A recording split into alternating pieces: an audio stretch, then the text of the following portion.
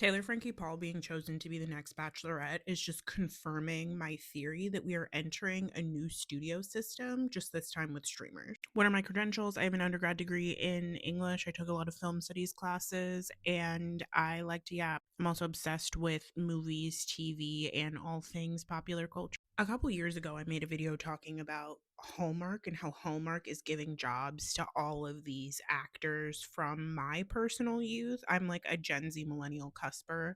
So I was watching like One Tree Hill, Friday Night Lights, lots of stuff that Amy Teagarden was in. I remember Lacey Chabert from Mean Girls, like all of these actors who maybe did like one medium sized project in the late 2000s and early 2010s and then kind of faded into obscurity.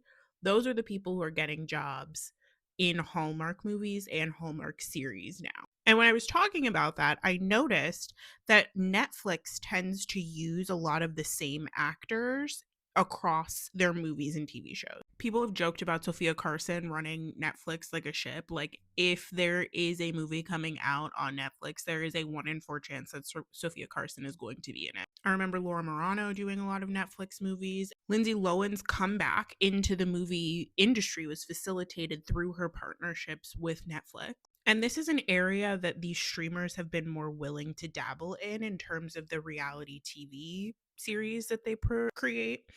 And I think they're just like expanding it. We saw Netflix create like an extended universe with all of their reality TV dating shows and their like super reality TV dating show, The Perfect Match. The conceit of which does not make any sense. The idea that that's a show that would produce successful relationships is insane. Perfect Match is the realization of this like extended universe studio system thing, but within their reality TV realm. They've done it also with The Circle. They take people from all of these disparate reality TV programs that Netflix does and they throw them all into a show and see how successful that is. And it seems to be really successful because people like to see familiar faces interact with one another. They like to see what would happen if this person from this universe and this person from this universe cross over and get together. And I think seeing the success of that for Netflix, at least in terms of like drawing eyes to the platform. So casting Taylor Frankie Paul as the Bachelorette is a strategic decision on the part of Hulu, but also Disney/ABC. Secret Lives of Mormon Wives is wildly popular. And not only is it popular on the streamer that it shows on Hulu, but it also cross pollinates across social media because these girls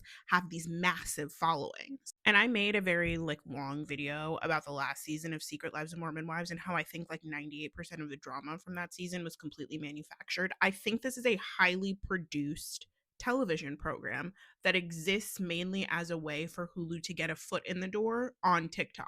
But having Taylor Frankie Paul star as the Bachelorette does two things. First, it attracts the younger Gen Z TikTok generation eyes, people who follow her on social media, people who love Secret Lives of Mormon Wives, who will now be watching what has for a long time been a dying franchise, which is The Bachelorette. I mean, Jen's season was so bad that they decided to skip The Bachelorette for a season, and Grant's season ended in an engagement that ended within what, like 2 months of the show finishing. Like Gen Z, Gen Alpha is simply not rocking with The Bachelorette. So what do?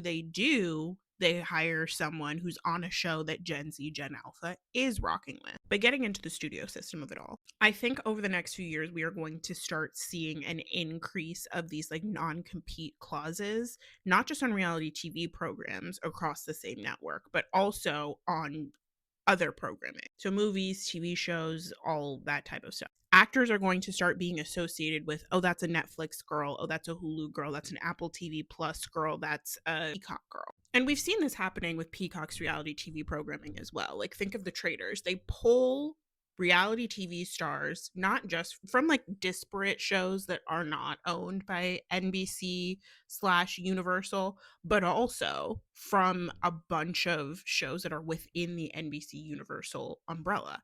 That's why you see so many housewives on different seasons of The Traitors. It's also lucrative for actors in an age where the monetization structure for television and movies has changed so drastically. I mean, actors are not getting residuals from the TV programs that they're in the way that they used to. It used to be if you could be on a show that would make it to 100 episodes, it would go into syndication and you would get residual checks at least on a monthly basis based off of that syndication on network television. And because people aren't watching network television anymore, people have migrated to these streamers, and the streamers are highly unprofitable. Like, they don't make a lot of money for anyone except people at the very, very top. It is attractive to an actor to say, if I sign with Netflix as my studio, I can guarantee that I am going to be associated with several different programs on their platform as opposed to just constantly having to scrap across platforms. And so it doesn't matter if the show that you're in gets canceled after 1 or 2 seasons, because you know that Netflix has a relationship with you and they're likely to bring you back for a movie, another TV show, a reality TV hosting gig, anything that they need, because they have that positive relationship with you. People have asked why Joanna Garcia Swisher is hosting the Ultimatum Queer Love. It's because she was on a very popular show on Netflix. They have a positive relationship with her. It's easier to just hire her to do this thing than it is to go find someone else to do it, someone queer specifically. But also, it could be that she had a clause in her contract that said, I have a certain amount of engagements that I have to do with Netflix, a certain amount of shows that I have to appear on. And they wanted to like tick off some of these shows by just throwing her on whatever reality TV program they had coming out. And it just happened to be a gay reality TV dating show that doesn't really make sense for her to be hosting. It's a hard needle to thread because the studio system was so horribly abusive to a lot of the actors who went through it. They were basically being owned by the studio heads that they worked for and were completely at the mercy of them. They did not have the creative control and freedom to be able to go and do projects that they wanted to do or star in things with people who they had better relationships with than the other people at the studio. I can only hope that a return to a studio system means that we're going in a circle with the entertainment industry, and that circle will eventually take us away from the studio system of streamers back to a form of television and movie making that is as profitable as it was from the 1950s through the 1990s slash early 2000s, but also allows for a lot more equity for the cast and crew on these shows. I want to get back to a world where actors can earn residuals from the TV programs that they're on, a world where the power is not in the hands of these executives at the